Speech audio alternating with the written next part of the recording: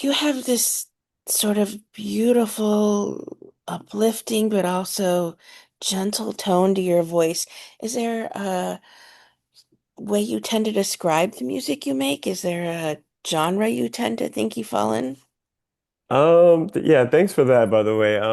Yeah, I mean, I think I'm more of like, hip hop is what I grew up on, a lot of what I grew up on. So I think it comes natural to me. I think I started listening to rap pretty early, but I also think like, pop molded me as well. Like I'm a big fan of Michael and Mariah. So I think there's not really like, anything specific or conscious I did with my voice. I think I just over time just was influenced by the things I was listening to.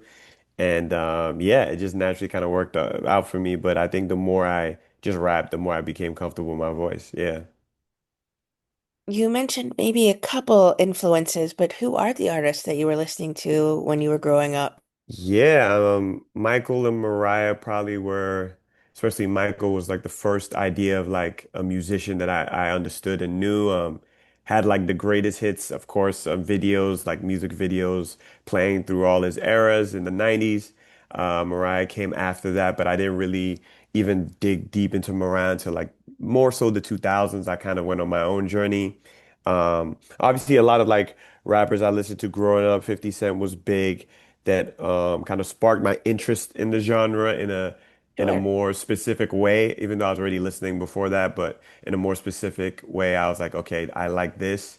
Listened to a lot of R&B growing up. So, I mean, just the whole 2000s was a big time with obviously everything from like 50 Cent, like obviously Eminem was big at the time, but also stuff like Destiny's Child. I was listening to Usher at the time. So just a kind of just a combination of all those things that I was listening to.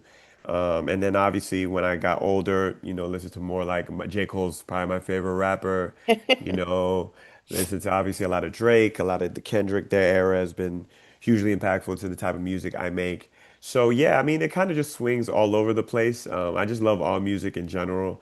And so yeah, I feel like I think being able to appreciate music is awesome and being able to be inspired by a bunch of different things, I think helps me be a better musician for sure.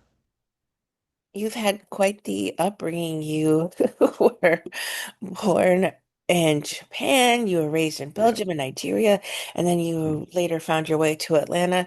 How did living in these multiple environments help shape the artist you are today and maybe the music that you make?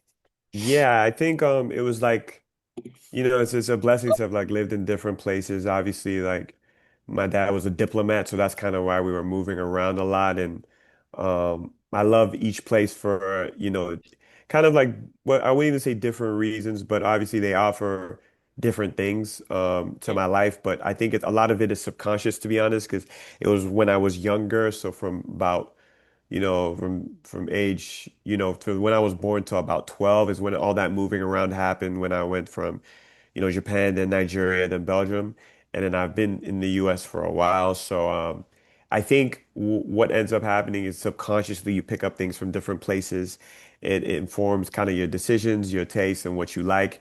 And then on top of that, I think you know, just being exposed to different things, just kind of naturally seeps into how you work. I think I wouldn't say it was as conscious as I thought it was in terms of music wise, because I think music wise is just something I thought of was cool in terms of like music from different countries, and that's kind of how that started when I was like sampling different like classic records from other places. So that kind of was, yeah, a decision I made because I just thought it was really cool. But I think subconsciously, a lot of this stuff has just informed me growing up. And I've always just been interested in other places, other cultures.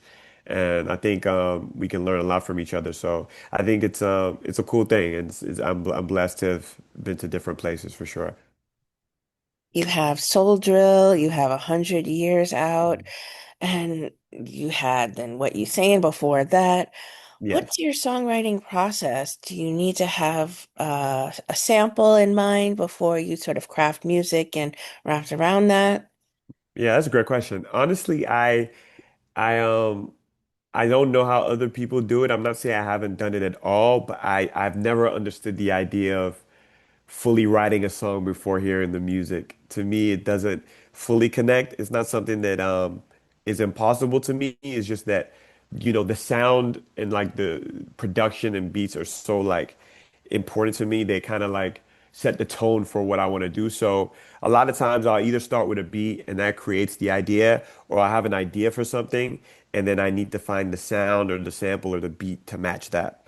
So, you know, um, sometimes it does start with just a straight up sample. Usually it does. I love sampling music from different countries, but also will, kind of like find samples in other ways and go with that. And then from there, I really have to like make a beat. I really don't start writing anything until like I have a beat, a concrete beat, an idea. From there, I'll kind of write a song. Sometimes it's like I write something pretty quick, turn it around pretty quick.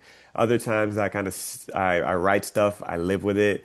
I write something, leave it for like weeks, um, and then come back to it. So there's no like strict rules in terms of the writing process, but sometimes things are kind of like I need to capture that energy in the moment. Sometimes things are more stuff that you just kind of want to like let marinate a little bit, or you want to sit around and think about. So, and then, once the recording is done, sometimes that's the hardest part because obviously you're trying to capture something in your head, and maybe at first it's like, it doesn't materialize. It's also the funnest part because sometimes it's like, oh, it's coming together.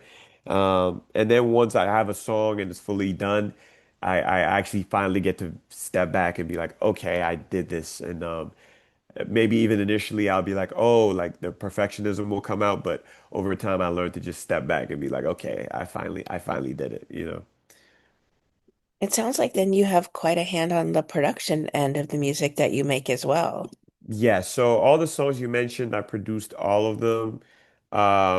Even my new single, I have a new single called Lonely Dreams. I sampled the song from Peru. That is a song that I also produced as well. That'll be coming out like July 15th, but I produced that as well. So when I'm sampling music from other countries, a lot of times it's my production.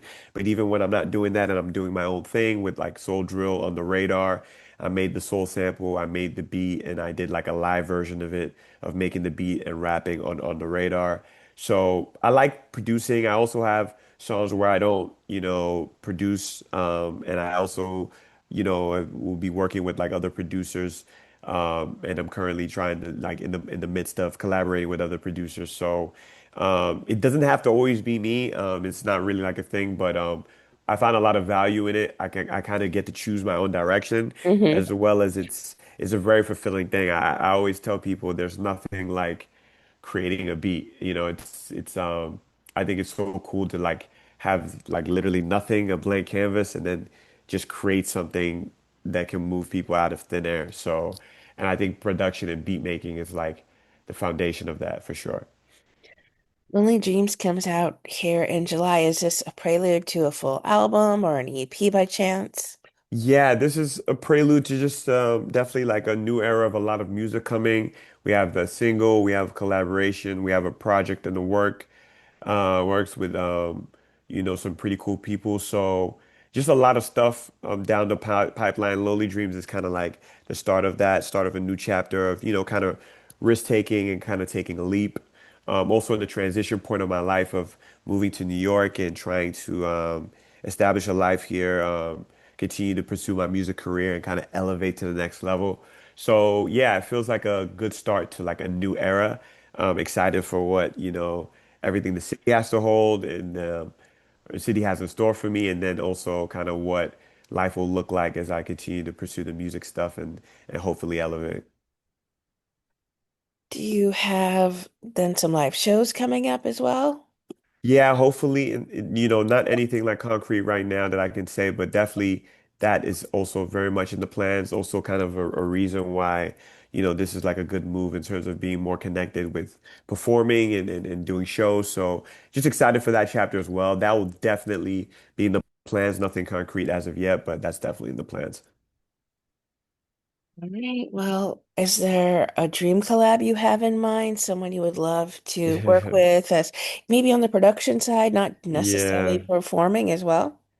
Yeah, that's a good question. I think it's always a little bit. My mind always runs when I'm asked some this sort of question, just because Hmm.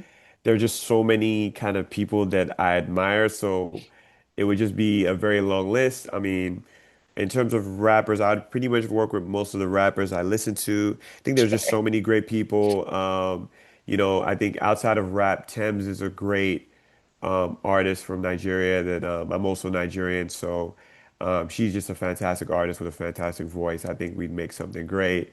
I would do stuff with people like Olivia Dean. She's also talented. In terms of rap wise, I would do stuff with obviously like some of my favorites. J. Cole would be great. Of course. There's just some upcoming artists that I love. One he's doing like really great right now. It's from the UK. His name is Jim Legacy. I would work with him. I just work with any and everybody, honestly. I grew up on everything from like, Future and all that. I grew up on I listened to like Adele. Like it to me, honestly, the opportunities for that are limitless. Production wise, also there's just a lot of rap producers I grew up on that would love to check off the list, like Ninth Wonder, Alchemist, people like that that are traditional in what they do. Also like trap producers like Zaytoven and stuff like that. So kind of really all over the place in terms of just influences and people I want to work with. But I think that's just reflective of the type of music I want to make. What advice then would you give to those who are just starting out, maybe in the music business, and looking to sort of craft a career around possibly using some samples for the music that they make? Yeah, that's I like that. I would say, well, first of all, just generic advice would be to kind of just like dive in. Just I think a lot of people have a lot of preconceived notions about what being an artist is, starting in maybe even music in general, but also in like the production side or sampling. I think if you think of it too much, you kind of just don't do anything. And I think what most people need to do is probably just like take action rather than wait. So I would say it's not as hard as people think to do things. It's more so about just giving yourself a chance to learn it. And it's a skill just like anything else. So I think practice and kind of consistency are really the thing. You can build a skill. Everybody has the ear of when they hear a good song. I always tell people with samples, everybody knows when they hear a good song. It's the same skill that translates to sampling. Obviously, you can get more better at or get better at hearing specific things that can be turned into something good, but it's just that general skill that everybody has of, oh, that sounds good. You apply that to production and beat making, and over time, with learning how to use software, all these things, you can just learn a skill. So I would advise people to just dive in and just give themselves the opportunity to learn. In terms of sampling, it's a cool era in that you can make a lot of content. You don't even have to necessarily release stuff Hmm. to if you're worried about sample clearance and that type of stuff. So there's options to just make stuff and put them out there. You never know what can happen. On top of that, there are a lot of resources that people use to like clear samples and stuff like that. So there are those opportunities out there for people if you want to use samples that you specifically know will be cleared. But for the beginning part, I would just say just sample stuff and make fun and just get better at it. It's such a rewarding thing to be able to sample to make beats in general. It's a really rewarding craft that is pretty unique, combines repurposing material as well as using your own original material. So I think it's just a beautiful art form. So I would just say dive in, and who knows what you could make. What would you like to say then to everyone who are fans and supporters of the beautiful music you keep putting out? Yes, I would just say thank you for the support. I'm appreciative of anybody that plays anything, watches a video, or shares anything. I'm excited for a lot of the things that have to come. It's going to be like a really big second half of the year in terms of music, in terms of videos, in terms of projects and collaborations. So there's just a lot on the way. I'm always making content. I've been consistent with that, but now we're going to layer that with like more of my artistry or my individual art in terms of streaming, in terms of video and all that type of stuff. So excited for what the year has to hold. Like I said, I have a new single, Lonely Dreams, coming out July 15th. That's kind of going to set off a new chapter, and there's going to be a lot of stuff coming after that. So, yeah, obviously, I'm on Instagram a lot at Kolo.24.